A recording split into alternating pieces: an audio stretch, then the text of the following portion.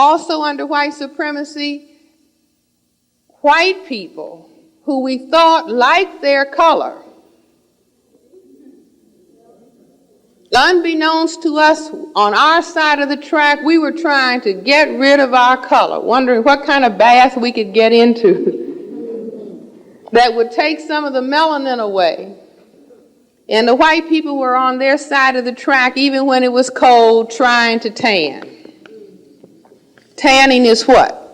Tanning is forcing cells, the melanocytes, that under normal condition in white skin cannot produce melanin, but if you bombard those cells with the ultraviolet rays of the sun, you can force them to produce small quantities of the enzyme tyrosinase, and that enzyme is essential for the production of melanin.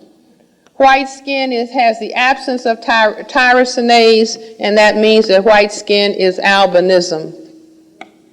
Albinism, that white people say is a genetic deficiency state, not Francis Welsing, white people. They didn't expect that Francis Welsing would come along and say, well, this is the same as white skin. When most people think of albinism, they imagine someone with white hair, pink eyes, and extremely light skin.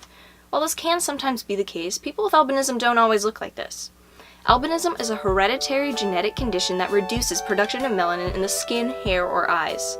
Melanin is a pigment that gives the body color and protects it from ultraviolet radiation. Let's first debunk a few myths. People with albinism can have a wide variety of skin, hair, and eye colors.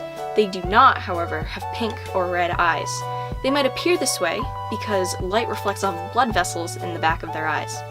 Most people with albinism have blue eyes. This can vary, however, as we'll soon see. There are two kinds of albinism, oculocutaneous and ocular. Let's begin with oculocutaneous albinism. This form of albinism affects melanin production in the hair, eyes, and skin. Now, melanin production isn't easy. It requires the hard work and cooperation of a whole group of genes. These genes all work together to build up melanin from an amino acid called tyrosine. This all takes place inside a little factory or organelle called a melanosome. Some of these genes form an assembly line to create melanin. Each has a job to do and it has to be done. This brings us to the first kind of oculocutaneous albinism, OCA1.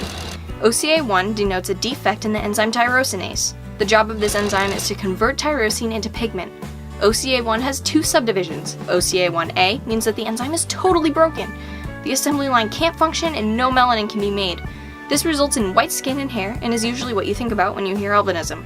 OCA1B means the enzyme is only kind of working. It's like an assembly line machine that's not really functioning correctly, but sorta gets the job done. This means that a little bit of melanin is made. The skin is usually a bit pigmented, and the hair is usually a blonde color.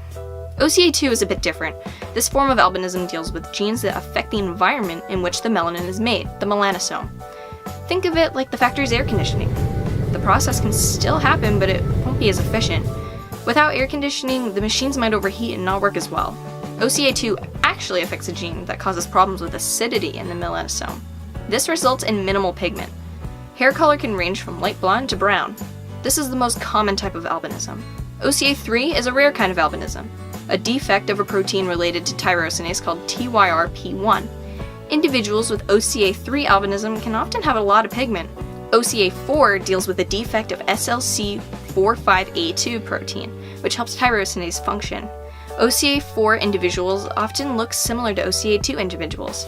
Finally, OCA5 through 7 deals with mutations of additional causative genes. They were only described recently, so not much is known about them. Oculocutaneous albinism is genetic, but it's recessive. That means that both parents must carry whatever gene is responsible for the condition. So here is a list of the dominant and recessive genes. Brown eye is dominant and blue eye is recessive. Right-handed is dominant and left-handed is recessive. Curly hair is dominant and straight hair is recessive. Black hair is dominant, brown hair is recessive. Tall is dominant, short is recessive. The ear with earlobes is dominant and without earlobes is recessive. I will show you the pictures after this. Okay. Can roll the tongue. Okay. This is what does it mean, okay? Can roll the tongue is dominant. Can't roll the tongue is recessive. With skin pigments, dark skin is dominant. Without skin pigments, for example, albinos, we will discuss that later, is recessive. Guys.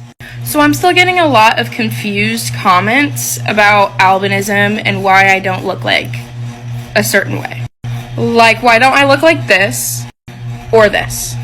The people that I showed have oculocutaneous albinism type 1, which is no pigment, like at all. So your hair is pretty white, your skin's white, your eyes can be either violet or light blue. But I have oculocutaneous albinism type 2, which in a way could be described as a less severe case of albinism, even though I still have it. So people with oculocutaneous albinism type 2 have little to no pigment, so maybe a very tiny amount, like I do. I have a very small amount, but I still have some. Also, I forgot to mention, a lot of the pictures that you see on the internet of people with albinism are photoshopped. They're photoshopped to look more white, more majestic, but in reality, like, we're just normal people. We're not just a sheet of paper, you know? I appreciate and love you all. Due to that unique genetic makeup, I was born with a melanin deficiency. My name is Elena and I have albinism. White people are a genetic mutation of the black woman. You can look that up. It is what it is. You're welcome.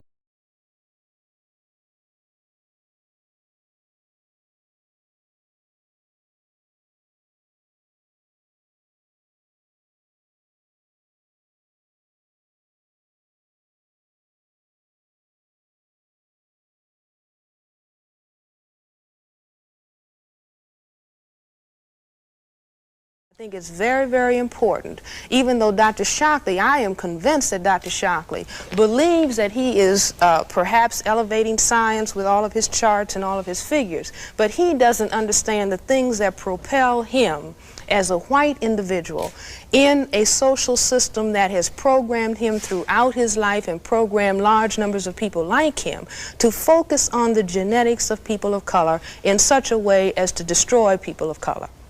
I would like to ask a question, and Dr. Shley, if you could answer it yes or no, I would appreciate it. Do you believe that black people are inferior in intelligence because of their heredity? I have a standard statement. It is not yes or no. It's memorized. I say it the same time every time, I think. What I say is this. My research leads me, and it's a tragic conclusion, really.